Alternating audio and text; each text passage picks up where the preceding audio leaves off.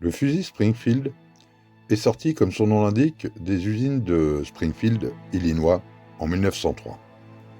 C'est un fusil d'une grande qualité de fabrication, notamment son canon. Mais sa culasse, elle, inspirée du modèle Mauser, fera polémique, mais on en reparlera un peu plus tard. Il sera fabriqué de 1903 à 1957 à exactement 3 4 079 exemplaires. Utilisé de 1903 à 1974 aux États-Unis, il aura 71 ans de service. D'un poids de 3,9 kg et une longueur totale de 1115 mm, le canon, lui, faisant 610 mm. Il avait une capacité de 5 cartouches de 30,06, se chargeant par lame, d'une portée de 1200 mètres maximum et 600 mètres efficace, qui allait à 853 mètres secondes.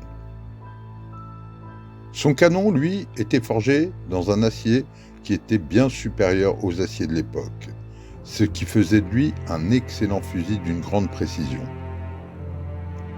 Il sera adopté comme fusil de sniper et vous pourrez le retrouver dans le film « Il faut sauver le soldat Ryan ». Parlons maintenant de la cartouche 30-06 qui est une évolution de la 30-03. Elle apparaîtra en 1906 pour le Springfield 1903. Elle sera utilisée jusqu'en 1954 officiellement, mais en réalité, elle sera utilisée jusqu'en 1974 et sera remplacée par la 7,62-51 Autant. Le 30-06 sera déclassé le 6 septembre 2013 pour une utilisation civile. Parlons maintenant de la hausse. Elle était dotée d'une hausse tangentielle réglable qui permettait un tir à longue distance, mais était généralement rabattue pour un combat à courte portée. Le guidon, quant à lui, était simple, une simple lame. On retrouve aussi un papillon de sécurité à l'arrière de la culasse. On retrouve sur le côté gauche du fusil un sélecteur qui permettait de tirer cartouche par cartouche ou de pouvoir utiliser le magasin en position on pour tirer les 5 cartouches qui s'y trouvaient. Dans la plaque de couche se trouve un kit de nettoyage. Passons sur la fabrication et la polémique sur cette culasse. Le fusil allemand Mauser 98 était à l'époque un fusil d'une grande innovation, notamment par son boîtier de culasse. Il sera rapidement copié par les Américains. Produit à 9 millions d'exemplaires, il était facile de s'en procurer un pour faire une copie. On pourrait croire au premier abord que ce sont deux culasses différentes, mais en réalité elles sont très similaires.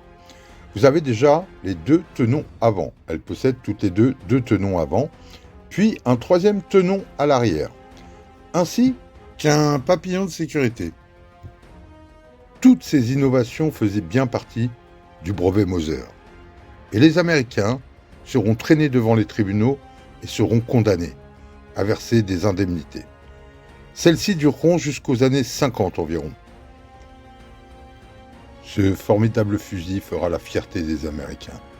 Il est toujours utilisé aujourd'hui pour les parades, les cérémonies, mais aussi les démonstrations.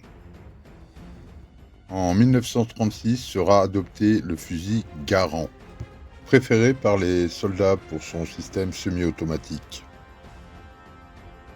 En 1941 apparaîtra l'USM-1, plus léger, plus maniable, semi-automatique. Il sera apprécié des soldats et fera partie de nombreuses batailles telles que le Vietnam, la Corée et la Deuxième Guerre mondiale. Pour finir, je vais vous donner mes impressions au tir. Donc c'est un fusil qui est plutôt sympa. Le calibre 30-06 est relativement puissant comme cartouche. C'est une cartouche qui est relativement puissante. Bon, il m'a fallu 6 ou 7 cartouches pour réussir à faire un 10 à 100 mètres. Donc je pense que c'est pas mal quand même. C'est plutôt un fusil très précis. J'ai été agréablement surpris quand même. Voilà les amis, bon je vous laisse et je vous dis à bientôt. Ciao ciao.